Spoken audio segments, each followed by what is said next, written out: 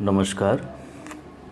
इससे पहले हम एक चैप्टर कंप्लीट कर चुके हैं और उसमें हमने पढ़ा था कि अर्थव्यवस्था किसे कहते हैं, अर्थशास्त्र किसे कहते हैं, अर्थव्यवस्था और अर्थशास्त्र में अंतर, अर्थव्यवस्था के क्षेत्र, उसके बाद अर्थव्यवस्था के प्रकार और इसके अलावा विभिन्न वस्तुओं की श्रेणियाँ। ये पहले चैप्टर में सब कुछ था जिसको हम पढ़ चुके हैं। आज से दूसरा चैप्टर स्टार्ट हो रहा है। इसमें हम पढ़ेंगे आर्थिक विकास और आर्थिक समृद्धि। आर्थिक विकास, आर्थिक समृद्धि। देखिए यहाँ पर शब्द है विकास और समृद्धि। ये है क्या चीज़? विकास किसे कहते हैं और समृद्धि किसे कहते हैं? विकास, आइए पहले जानते हैं विकास किसे कहते हैं। विकास वह प्रक्रिया है जिसमें कोई या कुछ बढ़ता है या बदलता है और अधिक उन्नत होता है। विकास वह प्रक्रिया है जिसमें कोई बढ़ता है या कुछ बदलता है, मतलब और अधिक उन्नत होता है, मोर एडवांस होता है, उसको हम विकास कहते हैं। यह एक बहुआयामी प्रक्रिया होता है। बहुआयामी प्रक्रिया, इसमें किसी काल विशेष को आधार बनाकर तुलनात्मक अध्ययन किया जाता है। विकास में किसी काल विशेष, काल मतलब समय, विशेष मतलब किसी स्पेसिफिक टाइम, है ना। जैसे जनगणना होती है हमारे देश में, जनगणना होती है तो हम हर एक 10 साल पे होती, तो हम जैसे पिछली बार जनगणना हुई थी 2011 में, तो हम 2011 को ही लेते हैं, काल विशेष हमारा है, ठीक है ना। फिर 2021 में होने वाला है ना। तो काल विशेष मतलब कि नहीं 22 में होगा ना, 2011 2021, हाँ 21 में होगा, 10 साल पे। तो किसी काल विशेष को आधार बनाकर तुलनात्मक अध्ययन किया जाता है। विकास एक बहुआयामी प्रक्रिया है। देखिए यहाँ पर इंग्लिश में भी लिख दिया है, the process in which someone or something grows or change and become more advance, that is called development. उसको विकास कहते हैं। It is a multi faceted process. यह एक बहुआयामी प्रक्रिया है। अब अगला शब्द है समृद्धि। समृद्धि, इसको हम कहते हैं, समृद्धि को क्या कहते हैं? ग्रोथ। अब विकास को इंग्लिश में क्या कहते हैं? डेवलपमेंट। समृद्धि, ग्रोथ, किसी व्यक्ति, जानवर या पौधे की वृद्धि इस आकार में, इसकी आकार में वृद्धि की प्रक्रिया है। किसी व्यक्ति, जानवर या पौधे की वृद्धि इसकी आकार में वृद्धि की प्रक्रिया है। देखिए यहाँ पर ये विकास नहीं है। विकास क्या है? एक बहुआयामी प्रक्रिया है ना। विकास एक बहुआयामी प्रक्रिया है, लेकिन समृद्धि किस पर, कहाँ पर है? उसी से संबंधित है, किसी एक चीज़ से, है ना। यहाँ पर समझिएगा, किसी व्यक्ति, जानवर या पौधे की वृद्धि, इसकी आकार में वृद्धि की प्रक्रिया, मात्रात्मक आकार, समझ रहे ना। आकार बढ़ रहा है, उसका आकार पहले इतना छोटा था, अब आप देखेंगे कि 10 दिनों में पौधा थोड़ा और बड़ा हो गया। एक बच्चा इतना छोटा है, 5 साल बाद देखेंगे कि बहुत बड़ा हो गया। तो ये भी एक विकास ही है, लेकिन इसको क्या कहेंगे? समृद्धि कहेंगे, ठीक है ना। ये समृद्धि है, ये मात्रात्मक होता है ना। और विकास क्या है? विकास क्या है? विकास बहुआयामी प्रक्रिया है। इसमें कई चीज़ों को शामिल किया जाता है ना। ये कल्याणकारी होता है विकास, है ना, क्योंकि इसमें कई चीज़ों को शामिल किया जाता है। आगे पढ़ेंगे हम। विकास किसी भी चीज़ का हो सकता है। आपकी क्षमता का विकास हो सकता है, आपके अंदर सकारात्मक सोच का विकास हो सकता है, आपके अंदर नकारात्मक सोच का भी विकास हो सकता है, लेकिन समृद्धि उसके आकार में वृद्धि होती है। चलिए तो अब हम पढ़ते हैं आर्थिक विकास। दोनों शब्द को समझ लिए। विकास किसे कहते हैं, समृद्धि किसे कहते हैं। हाँ, एक चीज़ और, लेकिन अर्थव्यवस्था की दृष्टिकोण से जो समृद्धि है ना, ग्रोथ है। अब मान लीजिए एक व्यक्ति है, एक जानवर है, तो उसका समृद्धि क्या है? उसका आकार में बढ़ना, ठीक है ना, उसका आकार में बढ़ना। ठीक वैसे ही इकोनॉमी की दृष्टि से समृद्धि का अर्थ हम क्या बोल सकते हैं? देश में वस्तुओं और सेवाओं के उत्पादन की क्षमता में वृद्धि होना। मतलब कि उत्पादन हो रहा है वो थोड़ा और ज़्यादा हो। सभी चीज़ नहीं, किसी भी चीज़ को इसमें काउंट नहीं करना है, खाली उत्पादन, मात्रात्मक, ठीक है ना, उत्पादन। तो ये भी हमने समझ लिया। अब हम आते हैं आर्थिक विकास। यह वह प्रक्रिया है जिसके परिणाम स्वरूप किसी देश की वास्तविक प्रति व्यक्ति आय में दीर्घकालिक वृद्धि होती है। वास्तविक प्रति व्यक्ति आय में दीर्घकालिक मतलब लंबे समय के लिए वृद्धि होती है। यानी आर्थिक समृद्धि में वृद्धि को आर्थिक विकास कहा जाता है। यहाँ पर देखिए, आर्थिक समृद्धि में वृद्धि को आर्थिक विकास कहा जाता है। ये कंफ्यूज नहीं होना है ना। यहाँ पर आर्थिक समृद्धि जुड़ा है, तो यहाँ पर समृद्धि का मतलब तो कि उससे है, आकार से, लेकिन आर्थिक समृद्धि का मतलब उत्पादन से होता है ना। जब आर्थिक समृद्धि में वृद्धि होती है, आर्थिक समृद्धि मतलब उत्पादन में बहुत ज़्यादा वृद्धि होती है, तो उसको लोग आसानी से कम पैसे में खरीद लेते हैं। नहीं, अगर उत्पादन में कम वृद्धि होती है तो केवल जो ऊंचे लेवल के लोग होते हैं वहीं खरीद पाते हैं, और जो सबसे निचला वर्ग होता है वह उससे अछूता रह जाता है। वो उन चीज़ों को नहीं खरीद पाते। क्यों? क्योंकि उसका मूल्य ज़्यादा होता है ना। अभी क्लियर हो जाएगा सब कुछ। तो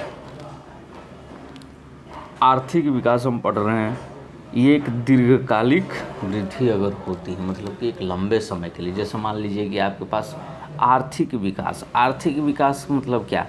आपके पास स्कूल में जाते तो पैसा, फीस जमा करने के लिए आपके पास पैसा हो, ठीक है। आपका जीवन स्तर ऊंचा हो, खाली पैसा ही नहीं, सभी चीज़ें देखी जाती है इसमें। आपका जीवन स्तर ऊंचा हो, आप अच्छा भोजन करते हो, आप स्वच्छता से रहते हो, ठीक है ना। ये सब कुछ आएगा इसमें आर्थिक विकास में। फिर है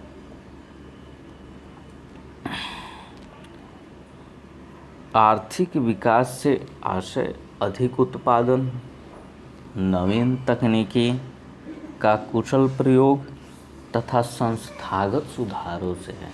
देखिए, आर्थिक विकास में देखिए 3 चीज़ आ गया: अधिक उत्पादन, नवीन तकनीक का कुशल प्रयोग तथा संस्थागत सुधारों से है। मतलब आर्थिक विकास में क्या होगा, ये तीनों चीज़ शामिल होंगे, है ना। जबकि समृद्धि में खाली उत्पादन पर फोकस किया जाएगा कि उत्पादन में वृद्धि कितनी हुई है, वो मात्रात्मक है, और ये क्या है, गुणात्मक है, ठीक है ना।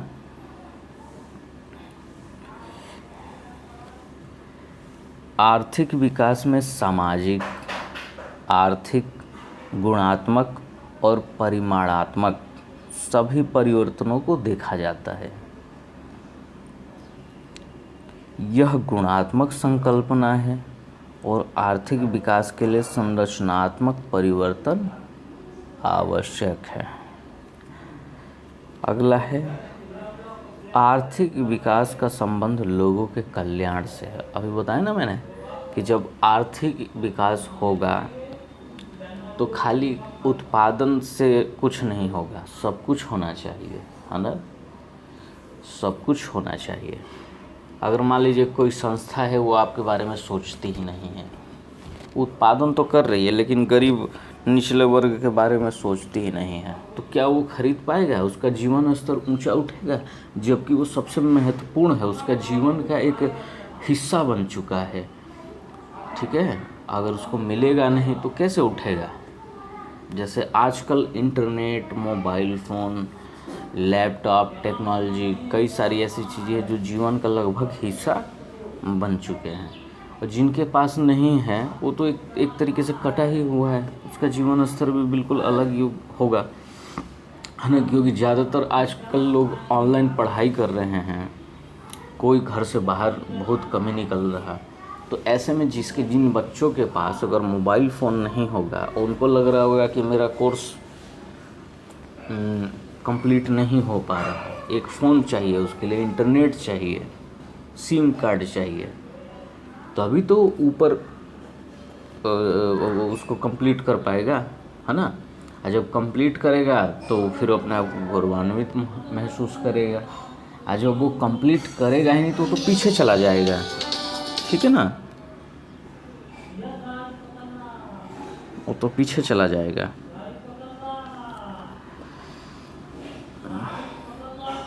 आर्थिक विकास का संबंध लोगों के कल्याण से है। इसमें गरीबी, बेरोजगारी तथा असमानता में कमी आती है। आर्थिक समृद्धि यह एक स्थित हो गया है, ये स्थिर है, ठीक है ना। यह एक स्थिर प्रक्रिया होती है और इसमें किसी भी प्रकार की नवीनता का सृजन नहीं होता है, ठीक है। यह एक स्थिर प्रक्रिया होती है। जैसे आपने देखा आर्थिक विकास में, उसमें क्या है, आर्थिक विकास में क्या है, संस्थागत सुधार भी हैं, ठीक है ना, संस्थागत सुधार भी हैं और नवीन तकनीकी का कुशलता से प्रयोग भी है। कोई भी अगर नई टेक्नोलॉजी आती है तो उसको आप लगा दीजिए ज़्यादा उत्पादन करने के लिए, तो एक तरीके से वो विकास, आर्थिक विकास उसको कहेंगे। लेकिन खाली अगर उत्पादन में वृद्धि अगर हम देख रहे तो उसको हम समृद्धि कहेंगे, आर्थिक समृद्धि। यह केवल उत्पादन से संबंधित होता है, यह मात्रात्मक संकल्पना है। आर्थिक समृद्धि में संरचनात्मक परिवर्तन पहले से ही हो चुका होता है। कैसे? देखिए, आर्थिक समृद्धि में संरचनात्मक परिवर्तन पहले ही हो चुका होता है। कहने का मतलब यह है कि संरचनात्मक, जब हम समृद्धि, उत्पादन कैसे होता है? उत्पादन तभी होता है जब आप एक कंपनी लगाएंगे, पूरा सेटअप जब बना लेंगे तब उसका उत्पादन शुरू होगा। खाली अब ये देखा जाता है कि उसका उत्पादन बढ़ा है कि नहीं, है ना। सेटअप पहले ही तैयार कर लिया जाता है हर एक चीज़ का, तो वही चीज़ है। इससे पता चलता है कि अर्थव्यवस्था के विभिन्न स्रोतों में मात्रात्मक रूप से कितनी वृद्धि हुई है। बताया ना मैंने पहले ही, ये मात्रात्मक रूप से, और वो आर्थिक विकास गुणात्मक रूप से। तो देखिए यहीं पर अंतर भी स्पष्ट हो गया। आर्थिक विकास और आर्थिक समृद्धि में अंतर क्या है, नाम से ही स्पष्ट है।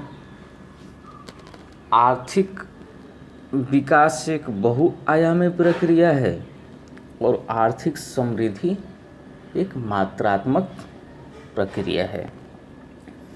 आर्थिक विकास का संबंध लोगों के कल्याण से है ना। आर्थिक व्यवस्था का संबंध लोगों के कल्याण से है और इसमें गरीबी, बेरोजगारी तथा असमानता में कमी आती है। क्योंकि जब आर्थिक विकास होगा तो लोगों का जीवन स्तर ऊंचा उठेगा, उनके पास पैसा जाएगा, अच्छी शिक्षा मिलेगी, तो जाहिर सी बात है गरीबी, बेरोजगारी तथा असमानता में कमी आएगी। लेकिन समृद्धि का ऐसा कुछ नहीं है, यह सिर्फ और सिर्फ उत्पादन वृद्धि से संबंधित होता है और यह अर्थव्यवस्था के विभिन्न स्रोतों में मात्रात्मक रूप से कितनी वृद्धि हुई है इसी को बताता है। ठीक है, तो यहाँ से ये आप अंतर निकाल सकते हैं, इसको नोट कर लीजिएगा। दोनों को जब कंपेयर करेंगे तो यहाँ से आपको इसमें डिफरेंस आपको पता चलेगा। ठीक है ना। चलिए अब हम आते हैं सबसे मेन चीज़, आर्थिक सुधार, इकोनॉमिक रिफॉर्म्स। आर्थिक सुधार, देखिए आपने इतिहास में पढ़ा है कि हमारा देश अंग्रेज़ों का गुलाम हुआ करता था। उस समय औपनिवेशिक युग औपनिवेशिक युग हमसे कहते थे। 1773 से 1947 तक, ठीक है ना, 1773 से 1947 तक जो काल चला उसको औपनिवेशिक युग कहा गया। तो इस दौरान अंग्रेज़ों ने हमारे देश को खूब लूटा, हमारे किसानों को परेशान किया गया और उन्हें हतोत्साहित किया गया। क्या कि हम जो बोलेंगे आप वही फसल लगाएंगे, आप अपने मन से फसल नहीं लगाएंगे। तो अंग्रेज़ क्या करते थे कि यहाँ पर फसल लगाते थे अपने मन का, थोड़ी बहुत पैसा दे देते थे और कहते थे कि हमें यही फसल चाहिए। जैसे कॉटन, कपास की खेती करवाते थे, चाय की खेती करवाते थे, नील की खेती कराते थे। और यहाँ और जो खेती होता था उस पर इन लोगों ने एकदम वार करना शुरू कर दिया। किसने? अंग्रेज़ों ने। तो यहाँ की स्थिति बहुत ज़्यादा ख़राब हो गई। ठीक है, लेकिन 1947 में जब भारत आज़ाद हुआ, स्वतंत्र हुआ, तो फिर से भारत में अर्थव्यवस्था की पुनर्निर्माण प्रक्रिया प्रारंभ हुई। ठीक है, उसके बाद पंचवर्षीय योजना को लागू किया गया। ठीक है, पंचवर्षीय योजना को लागू किया गया। 5 वर्ष की योजना जिसको बोलते हैं कि 5 वर्षों में हमें इसी चीज़ पर फोकस करना है। तो सबसे पहले जो फोकस किया गया था ना, वो फोकस किया गया था किस पे? औद्योगिक सुधार पे। ठीक है, किस पे किया गया था? औद्योगिक सुधार पे। इसको हम कहते हैं फर्स्ट जनरेशन इकोनॉमिक रिफॉर्म्स। अभी हम लोग डिटेल में पढ़ेंगे, इसका हम एक अलग से वीडियो बनाएंगे, अंग्रेज़ों वाला। ये बड़ा इंटरेस्टिंग चैप्टर होगा। अभी हम फिलहाल इकोनॉमी पढ़ रहे हैं। एक इसी में हम हिस्ट्री से भी संबंधित इकोनॉमी का हम बनाएंगे कि आखिर हमारे देश में इकोनॉमी की शुरुआत कैसे होती है, हमारे देश में पहले अर्थव्यवस्था कैसी थी और आज़ादी के बाद अर्थव्यवस्था कैसी हो गई और कैसे इसमें धीरे धीरे परिवर्तन हुआ। इसका हम अलग से वीडियो आपको बना के देंगे। अभी फ़िलहाल हम चैप्टर वाइज पढ़ रहे हैं, चैप्टर पढ़ लेते हैं फिर वो भी क्लियर हो जाएगा, है ना।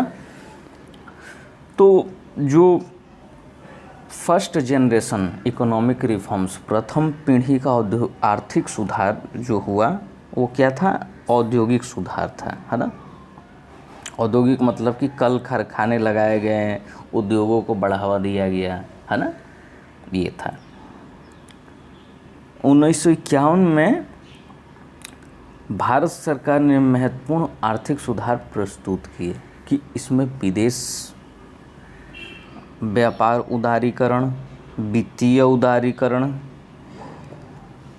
कर सुधार और विदेशी निवेश के प्रति आग्रह शामिल था। मतलब भारत ने विदेशी व्यापार उदारीकरण, वित्तीय उदारीकरण, कर सुधार और विदेशी निवेश के प्रति ध्यान दिया 1991 में। ठीक है ना। और हमारी अर्थव्यवस्था को खोल दिया गया सभी के लिए। ठीक है, इससे भारतीय अर्थव्यवस्था को गति मिली। हालांकि आजकल हमारी भारतीय अर्थव्यवस्था बहुत आगे निकल गई है। सकल स्वदेशी उत्पाद की औसत वृद्धि दर जो 1951 से 1951 के बीच के दौरान 4.3% थी, 1991 से 2011 के दौरान 6.24% के रूप में बढ़ गई। 2015 में भारतीय अर्थव्यवस्था 2 ट्रिलियन अमेरिकी डॉलर से आगे निकल गई थी। इसको नोट कर लीजिएगा 2015 में। तो हम लोग पढ़ रहे हैं आर्थिक सुधार। तो अभी जो हमने पढ़ा इसमें यह है कि इसे द्वितीय पीढ़ी का आर्थिक सुधार सेकंड जनरेशन इकोनॉमिक रिफॉर्म्स कहा जाता है, जिसमें राजकोषीय सुधार, मौद्रिक सुधार, व्यापार सुधार, निवेश सुधार पर जोर दिया गया। अभी हमने पढ़ा वही चीज़ है, सेकेंड रिफॉर्म्स, ठीक है। उसके बाद आता है तृतीय पीढ़ी का सुधार, जो अब हुआ है प्रधानमंत्री मोदी जी के आने के बाद। तृतीय पीढ़ी का आर्थिक सुधार ये क्या है? थर्ड जनरेशन इकोनॉमिक रिफॉर्म्स, यानी इसमें कर सुधार पर जोर दिया गया है। देश में अब नई कर व्यवस्था है। 1 जुलाई 2017 को गुड्स एंड सर्विस टैक्स यानी जीएसटी को लागू किया गया था। आधी रात को संसद के ऐतिहासिक समारोह में राष्ट्रपति प्रणब मुखर्जी और प्रधानमंत्री नरेंद्र मोदी ने जीएसटी को लॉन्च किया था। पीएम मोदी ने इसे गुड एंड सिंपल टैक्स का नाम दिया था। हालांकि उसका है गुड्स एंड सर्विस टैक्स, लेकिन पीएम मोदी जी ने उसको गुड एंड सिंपल टैक्स का नाम दिया था। तो राष्ट्रपति प्रणब मुखर्जी ने भारतीय लोकतंत्र का प्रतीक बनाया था। ये हमने ऐसे ही जोड़ लिया, थोड़ा सा ये जोड़ लिया हमने कि थोड़ा आप लोग भी जाने कि क्या है। तो ये तीसरी पीढ़ी का आर्थिक सुधार था, कर सुधार, जो अभी किया गया है, ठीक है ना, 2017 में। अब देखिए, अब हम यहाँ पर आएंगे। आपसे हमने बोला था कि जीडीपी, जीएनपी, ये सब क्या है हम पढ़ाएंगे, ये सब यहीं पढ़ेंगे। कहाँ पढ़ेंगे? आर्थिक समृद्धि में पढ़ेंगे, उसके मापक। यहाँ पर है आर्थिक विकास के मापक। आर्थिक विकास को कैसे मापा जाए? आर्थिक विकास को मापने के लिए कुछ सूचकांक होते हैं, ठीक है ना। जैसे कि मानव विकास सूचकांक HDI, ह्यूमन डेवलपमेंट इंडेक्स, लैंगिक विकास सूचकांक, जेंडर डेवलपमेंट इंडेक्स, लैंगिक सशक्तिकरण सूचकांक, जेंडर एम्पावरमेंट मेजर, लैंगिक खुशहाली सूचकांक, जेंडर वेलबींग इंडेक्स,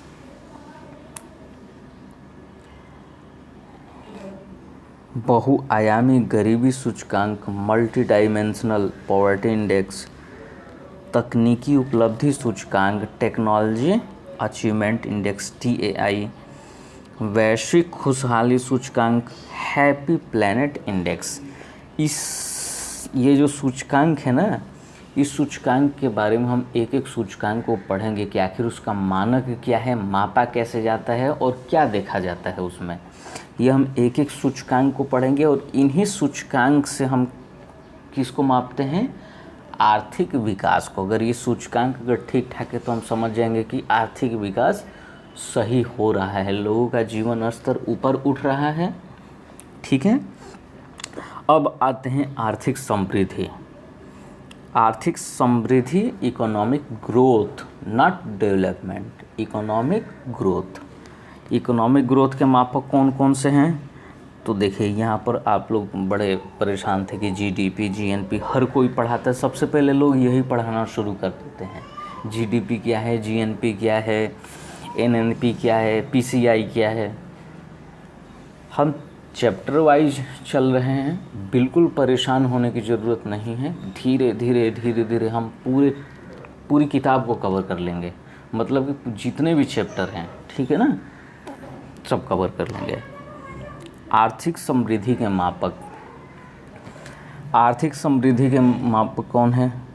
सकल घरेलू उत्पाद है, जीडीपी, ग्रॉस डोमेस्टिक प्रोडक्ट, सकल राष्ट्रीय उत्पाद है, जीएनपी, ग्रॉस नेशनल प्रोडक्ट, निवल घरेलू उत्पाद है, एनडीपी, नेट डोमेस्टिक प्रोडक्ट, निवल राष्ट्रीय उत्पाद है, नेट नेशनल प्रोडक्ट, प्रति व्यक्ति आय है, पर कैपिटा इनकम।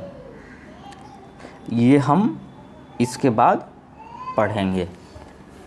तो ये आज का चैप्टर 2 का पार्ट 1 था और आगे हम इसको पढ़ेंगे। उसके बाद हम आर्थिक विकास की दर और ये जो सूचकांक हमने बताया है, GDP, GNP, NDP, NNP, PCI और इसके अलावा ये एचडीआई, जीडीआई, जीएम, एमपीआई, ये सब हम अगले पार्ट 2 में पढ़ेंगे।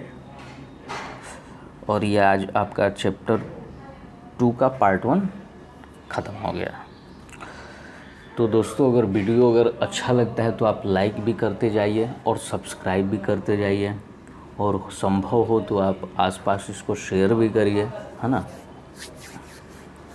देखिए, हम भी आपके जैसे हैं।